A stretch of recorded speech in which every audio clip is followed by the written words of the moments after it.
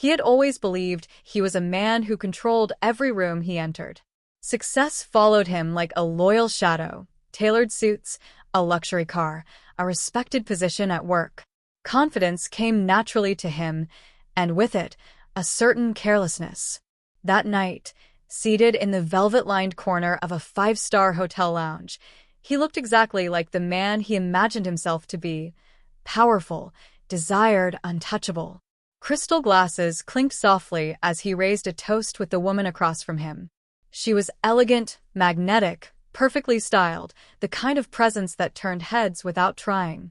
Soft jazz floated through the air, golden light reflecting off polished marble floors. The scent of expensive perfume blended with aged wine.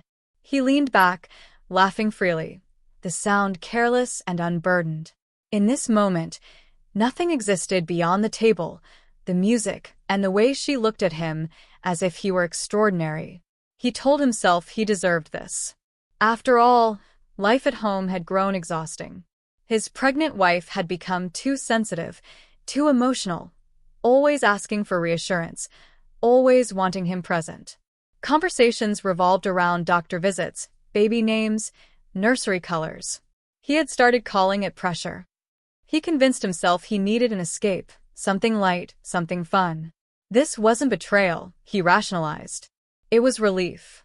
Across the table, his mistress leaned closer, laughing at his jokes, touching his arm gently. She admired his ambition, praised his intelligence, listened with fascination. With her, he felt young again. Not a husband about to become a father, just a man admired and wanted. The attention fed something restless inside him.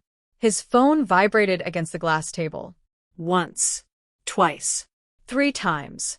He glanced down, irritation flickering across his face. Her name lit up the screen. He flipped the phone face down. Moments later, it buzzed again. A preview flashed before the screen dimmed. "We need to talk. It's urgent." He exhaled sharply and pressed the silence button without reading further. The music swelled. Laughter resumed. He lifted his glass again, choosing warmth over responsibility, pleasure over consequence. And while he celebrated what felt like freedom, somewhere across the city, his real life was quietly falling apart, piece by fragile piece.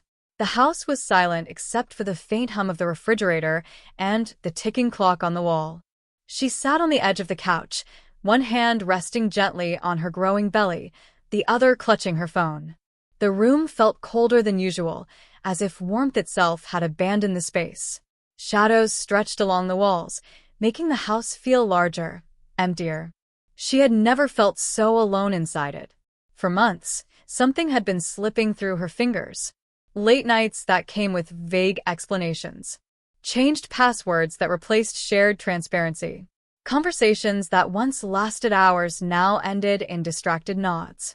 Empty promises whispered without eye contact. She had noticed every detail but swallowed her doubts, convincing herself that stress from work was to blame. She told herself marriage required patience, that pregnancy made her emotional, that love meant understanding. There had been a time when she trusted him completely. She remembered standing beside him during their wedding vows, the way his voice trembled slightly as he promised to protect her, to stand beside her, to build a future together. Later, when they found out she was pregnant, he had lifted her into his arms, laughing with disbelief and joy. He had pressed his forehead against hers and promised their child would never lack love. Tonight, those memories felt like echoes from another life. Her phone's screen glowed in her palm. The proof was undeniable. Photos of him at a hotel lounge, leaning too close to another woman. Messages filled with flirtation.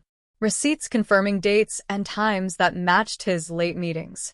Each piece stacked neatly into a truth she could no longer deny. The betrayal wasn't suspicion anymore. It was fact. She didn't scream. She didn't throw anything. No dramatic confrontation followed. Instead, something inside her grew very still. The tears came quietly at first, sliding down her cheeks without sound. Then, even the tears stopped. Pain slowly reshaped itself into something steadier, clarity. With shaking fingers, She searched for a lawyer's number she had saved weeks ago, but prayed she would never use. Her voice trembled during the call, yet her words were firm. The next afternoon, she signed the papers. Her hand shook as ink met paper, but she did not hesitate. Later that night, she lay in bed alone, whispering softly as she stroked her belly. "You deserve better than this," she said, her voice fragile yet certain. And for the first time in months, her decision felt stronger than her fear. His phone vibrated again just as the waitress refilled his glass. He barely glanced at it, expecting another routine notification, a work email, a bank alert, something insignificant.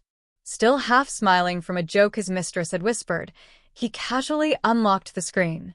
An email notification sat at the top. Subject line: Divorce petition filed. He stared at it for a second, then let out a short, dismissive laugh. "What kind of spam is this?" he muttered under his breath. It had to be a mistake. Some automated error. Maybe a dramatic attempt to scare him. She had always been emotional lately. Curious more than concerned, he tapped the message and opened the attachment. The smile disappeared. His eyes scanned the official letterhead, the legal terminology, her full name typed clearly beside his. Dates. Signatures. Court information. This wasn't a threat. It wasn't a bluff. It was real. The warmth in his chest drained instantly, replaced by something cold and suffocating. Reality hit him like ice water poured down his spine. The lounge music continued playing, glasses clinked, people laughed, but the sound felt distant, muffled. He pushed his chair back abruptly and stood up. The mistress looked up at him, confused by the sudden shift in his expression. Just moments ago, he had been relaxed, leaning toward her with easy confidence. Now his face had turned pale, jaw tight, eyes wide with disbelief. "What's wrong?" she asked softly. He didn't answer. He stepped away from the table, dialing his wife's number. It rang once before disconnecting. He tried again. This time, the call didn't even go through. Blocked. His heartbeat quickened, anger rising to mask the fear forming underneath. How dare she overreact like this? Over a misunderstanding? Over nothing serious? He grabbed his coat, muttering a rushed excuse, and left without another glance back. The drive home felt longer than usual. Every red light irritated him. Every passing minute deepened his frustration. By the time he reached the house, anger pulsed through him. He unlocked the door and stepped inside. Silence. The living room looked strangely bare. Decorative frames were missing. The hallway felt emptier. A sharp unease settled in his stomach as he rushed toward the bedroom. Her closet doors were open. Half the hangers were gone. Drawers stood partially empty. On the kitchen counter, under the harsh, white light, sat her wedding ring. Small. Simple. Final. The house didn't echo with shouting or confrontation. It echoed with absence.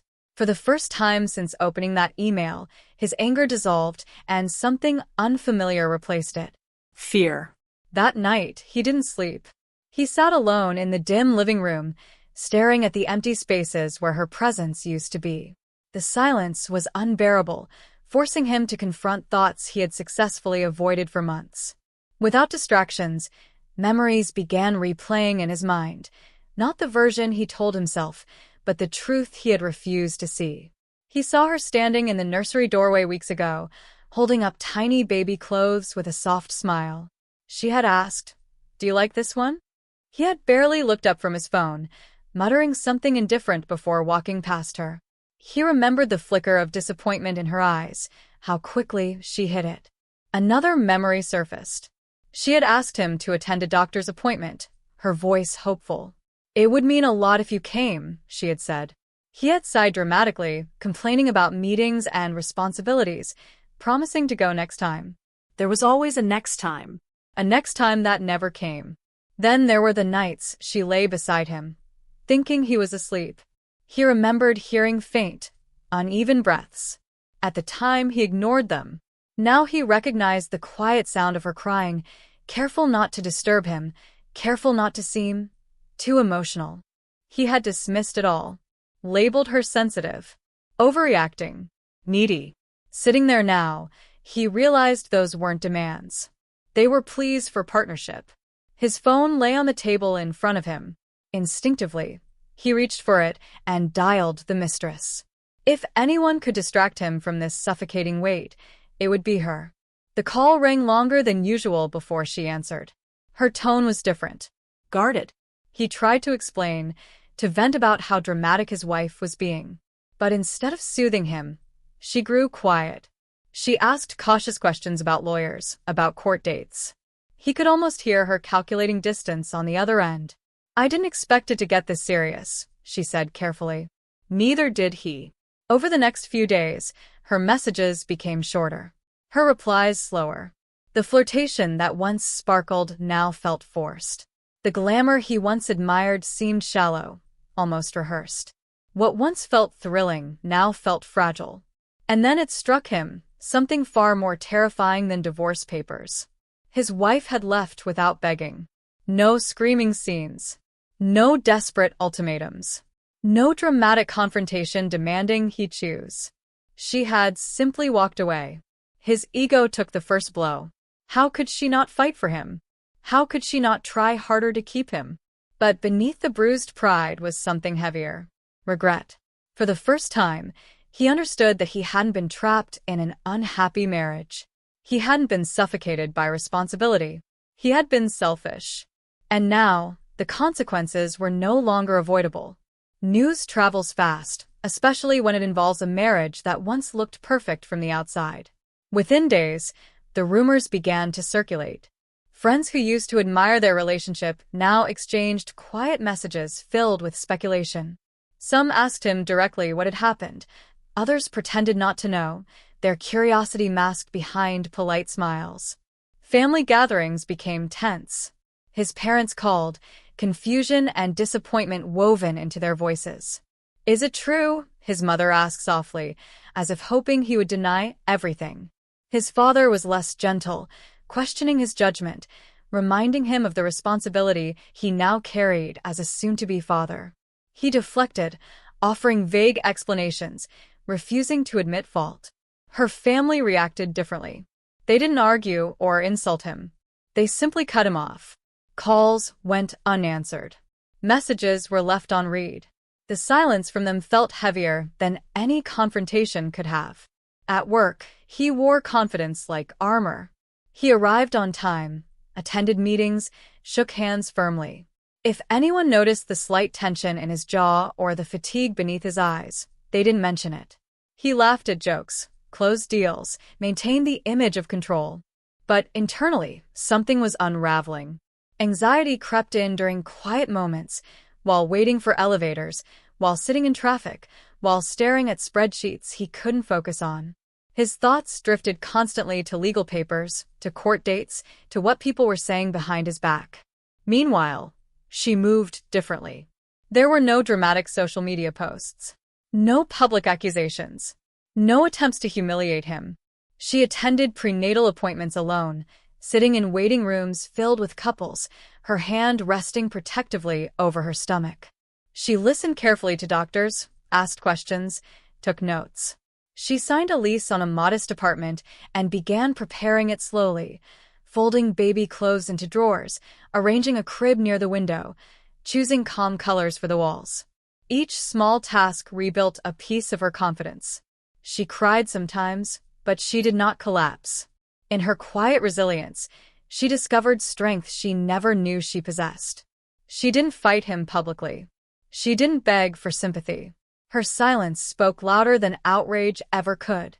And in that silence, she became powerful. At first, he told himself nothing had changed between them. He continued texting her, suggesting dinners, sending the same playful messages that once made her respond instantly. But something subtle had shifted. Her replies came slower now. Shorter. The warmth that once flowed so easily through their conversations had cooled into politeness. When they met again, the atmosphere felt different. She checked her phone more often. She asked careful questions about the divorce, about court hearings, about financial settlements. The sparkle in her eyes had been replaced by calculation. He tried to recreate the old energy, ordering expensive wine, choosing the same corner table, but the illusion no longer held. She hadn't expected lawyers and legal documents. She hadn't imagined custody discussions or family tension. What once felt thrilling and secretive now felt complicated and heavy. She didn't want legal complications. She didn't want to be mentioned in courtrooms or whispered about in family arguments. Most of all, she didn't want to be emotionally responsible for a man unraveling under regret. He began venting to her about his parents, about public judgment, about how unfair everything felt. Instead of admiration, she responded with discomfort.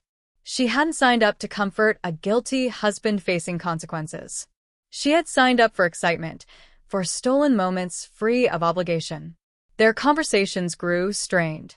Silences lingered longer. Laughter sounded forced. The spark that once electrified their meetings faded into something dull and inconvenient. Then one evening, without drama or raised voices, she ended it. "I didn't sign up for this mess," she said plainly, her tone almost apologetic but firm. There was no argument, no desperate plea from her side. Just distance. And just like that, she walked away. He stood there afterward, phone in hand, the room unbearably quiet. He had sacrificed his marriage for a fantasy. And now, even the fantasy had chosen to abandon him. The courtroom felt colder than he expected. Sterile. Formal. Final. He adjusted his tie as he took his seat, convincing himself this was only a phase, that once emotion settled, they would negotiate, compromise, maybe even reconsider. Part of him still believed she would soften when they faced each other. But when she walked in, he immediately sensed something had changed. She looked different. Not physically fragile the way he remembered during her pregnancy, not tearful or overwhelmed. She carried herself with quiet composure, dressed simply yet confidently. There was no visible anger in her expression, no desperation, just calm resolve. The proceedings began with procedural language and formalities. Lawyers spoke in measured tones, outlining timelines and terms. He half listened, waiting for a moment when emotion would break through, when she might glance at him with doubt, when her voice might tremble. It never did. When the judge asked whether reconciliation was a possibility, the room seemed to pause. He held his breath, expecting hesitation. She answered softly but clearly, "I choose peace for my child." There was no bitterness in her voice. No accusation. Just certainty. The sentence hit him harder than shouting ever could. Peace. Not revenge. Not punishment. Peace. It forced him to see himself not as a victim of overreaction, but as the source of chaos she was protecting her child from. Discussions shifted to finances, division of assets, responsibilities, long-term support. Numbers were presented with clinical precision. What once symbolized their shared life now appeared as figures on paper, itemized and divided. Then came custody arrangements, scheduled visits, legal rights, structured time with the child he once assumed he would see every morning without question. Each term felt like a quiet reminder that actions carry weight. He had taken his marriage for granted, assuming stability was permanent. He had treated commitment like something flexible, something that would bend without breaking. Now he sat in a courtroom watching the cost of his choices unfold line by line. The life he once believed was secure now had a measurable price. And he was the one paying it. Months passed, each day stretching longer than the last. Life continued around him, meetings, obligations, empty dinners, but nothing felt real. Then one evening his phone rang. Her name flashed across the screen. He froze, heart hammering. She was in labor. For a moment he hesitated. Did he even have the right to go? Was this intrusion, or his final chance? Guilt clawed at him, warning him that whatever happened next would not erase the months of neglect, the betrayal, the choices he had made. Despite the hesitation, he drove, the city lights blurring past as his mind raced with fear and anticipation. Every red light seemed endless, every honk a reminder of time lost. When he arrived, the hospital lobby was quiet, filled with the sterile scent of antiseptic and the muffled cries of newborns. He followed a nurse to the delivery room, unsure of what to expect. And then he saw her. She was seated, holding their newborn in her arms. Exhaustion etched on her face, dark circles under her eyes, but there was a serene glow in her expression, a combination of relief, strength, and love. The baby's tiny fingers curled instinctively around his hand when he reached out, clinging in trust and innocence. In that instant, all the months of carelessness, all the moments he had ignored, all the choices that had led to this point collided into one overwhelming emotion: regret. He realized he had almost missed everything that truly mattered: the woman who had carried his child, the child itself, the love and life he had taken for granted. And he knew, deep down, that some mistakes could never be undone. He stood in the quiet living room, the weight of weeks pressing down on his shoulders. For the first time, the walls of pride and ego he had built around himself crumbled. He looked at her, his voice low and steady, free of excuses, free of justification. "I'm sorry," he said simply. "For everything. No excuses. No blame. No games. I was selfish and I hurt you. I hurt our child. I see it now, and I take full responsibility." She listened, not with anger, not with tears, but with the calm strength that had always been there, now sharpened by experience. Her eyes reflected acknowledgement, a quiet understanding that he was speaking truth, not attempting to manipulate. There was a pause, a heavy silence that seemed to stretch across the room. In that pause, he felt the magnitude of what he had lost. Forgiveness, if it existed, would not restore the life he had dismantled with his choices.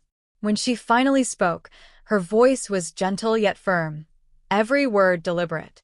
"You can be a good father, but you are no longer my husband." It wasn't an act of revenge. There was no malice, no lingering desire to punish. It was a declaration of boundaries, a line drawn to protect herself and their child. He felt the weight of it settle in his chest, colder and heavier than any anger or fear had been. From that moment, he understood fully that he must live with the consequences of his actions. The comfort of denial, the illusions of invincibility, the belief that he could always return to what he had taken for granted, all were gone. He had lost more than a marriage. He had lost the certainty of his place in their lives. Pleasure is fleeting. It dazzles, intoxicates, and blinds, but it never lasts. He had chased it recklessly, believing it to be freedom, thinking it could fill the emptiness he ignored at home. Yet every stolen laugh, every whispered compliment, every glamorous evening was temporary, a fragile illusion that crumbled the moment reality returned. Betrayal, however, leaves scars that do not fade. The decisions he made in pursuit of selfish gratification shattered trust, dismantled a family, and left consequences in their place. He thought he was escaping responsibility, but in truth, he had destroyed the only person who had ever loved him unconditionally. His ego had demanded indulgence. His choices had exacted a steep price. She did not scream. She did not plead. She did not beg for his attention or his remorse. Instead, she chose dignity, quiet, deliberate, unyielding. In her silence lay her power, a force that reshaped her life while leaving him to confront the ruin of his own.